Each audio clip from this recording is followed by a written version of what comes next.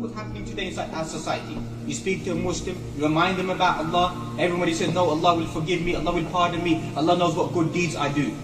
You don't even pray, and you're talking about the good things that you do. And you're a person who cheats Allah subhanahu wa ta'ala, there's no point in saying, I don't cheat against people, I don't lie towards people, I don't commit anything wrong in my life. The biggest sin, the biggest crime, after shirk with Allah subhanahu wa ta'ala, to associate partners with Allah subhanahu wa ta'ala, is to disobey Him. Is to disobey Him, leaving the prayer. That's what we find inside this ayah. قَالُوا لَمْ نَكُمْ مِنَ الْمُصَلِّينَ. A person who abandons the prayer is heading towards Jahannam. We don't live in a Muslim environment, but you know, in a Muslim country, whoever leaves as-salah, فَقَدْ كَفَرَ. That person has committed disbelief. If you live in a Muslim environment, because we don't live in a Muslim environment, many people haven't been taught, praying isn't to do with somebody who's religious, who keeps a beard, who goes to the mosque, or is an elderly person, who comes at the age of 50, 60. As-salah is for every single Muslim. Every single Muslim has to pray 5 times a day when they get to the age of puberty, and they haven't lost their senses, they have the ability to comprehend and to understand, and they're good health and state, they have to offer their prayers. As for many of our people in our society, we begin to think that salah is a cultural practice. That people, when you get to a certain age or when you have the time, you have the space, you begin to offer your prayers. No. So this is the first blame upon these individuals. They've been thrown inside Jahannam because they never used to offer their prayers. Then second, we find they never used to do what? Feed the poor people. So some of us, we may pray, but when it comes to taking care of the orphans, taking care of other people, we become selfish.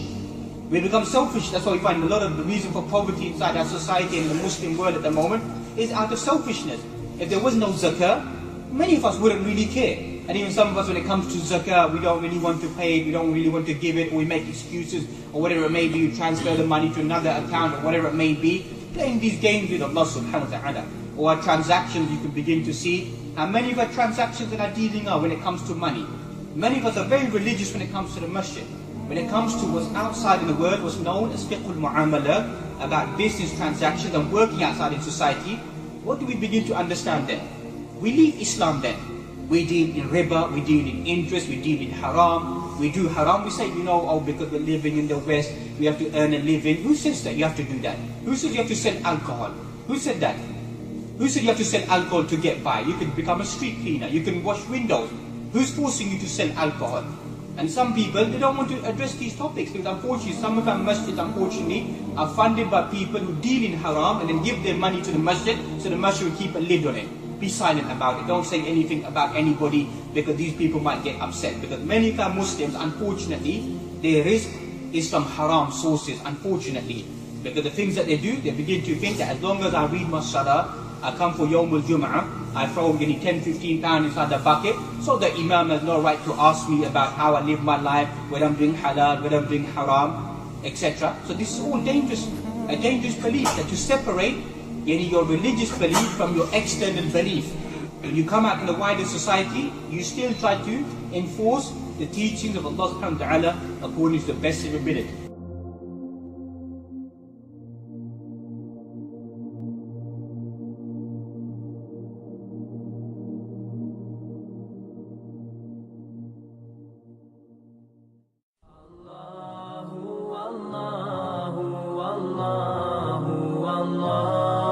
Allahu, Allahu, Allahu, Allah, Allah.